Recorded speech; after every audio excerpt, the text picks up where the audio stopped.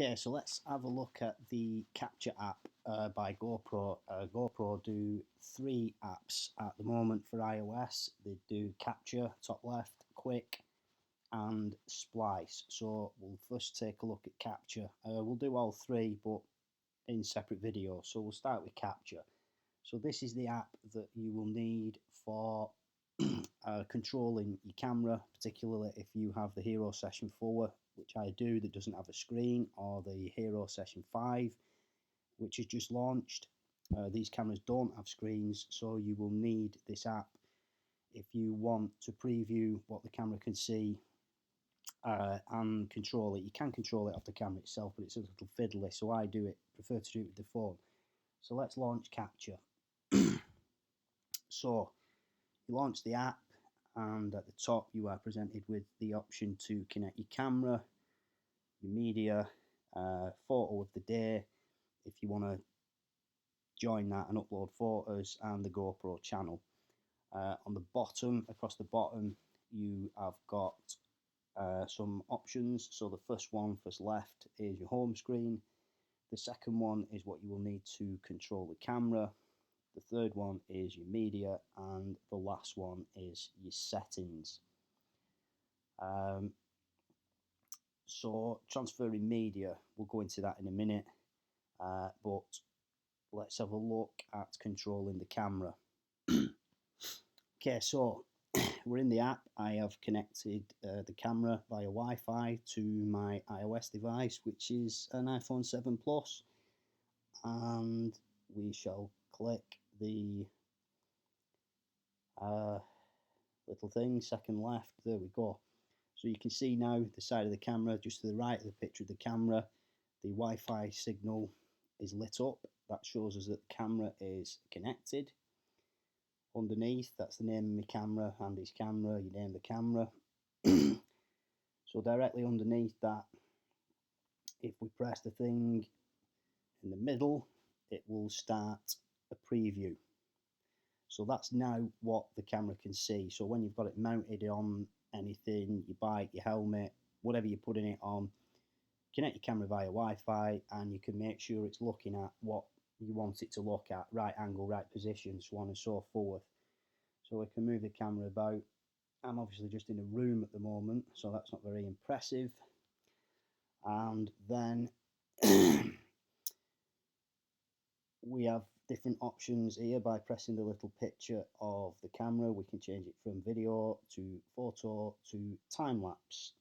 Then we can go into settings, and this is where we make all the necessary adjustments we want to make. So we can change the resolution, frames per second, field of view. We have wide and medium, low light, on or off, spot meter, pro tune, megapixels, 12 megapixel wide. This is obviously divided. At the top you can see video settings, that's your video settings, photo settings, multi-shot settings, setup, orientation. Now I always have this to up, and obviously have it mounted with the button at the top. What I've tended to find is if you have this in auto, sometimes when you transfer your images to your Mac or your phone, your videos are upside down. So I always have that in up. That's your settings. You can also view what media is on the camera. You can select files. You have the option to download them, bottom right hand corner, or delete them. So we'll delete that one, and you also have the option to view footage on the camera, and that doesn't want to work. But yeah, you can view footage which is on the camera, but that doesn't want to work today.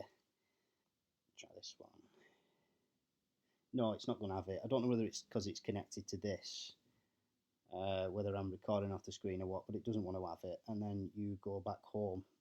At the top there, you've got the option to connect your camera. So yeah, like I said, with the Hero Session 4 not having any screen, it is easier to make all the adjustments. Or you can also record. Preview not available, but it is actually recording now. But and you can hear it beeping, it's saving and whatever. So yeah, I find it a lot easier. Sorry, wrong one. If I'm going to do anything and I want to change any settings, rather than fiddle about with the little switches on the camera, I find it far easier to put it on my bike, set it all up with the app, use the preview to position it, go out, record your video, and then go into media and download it to the device. And that's pretty simple. If we just select one, hit that, calculating,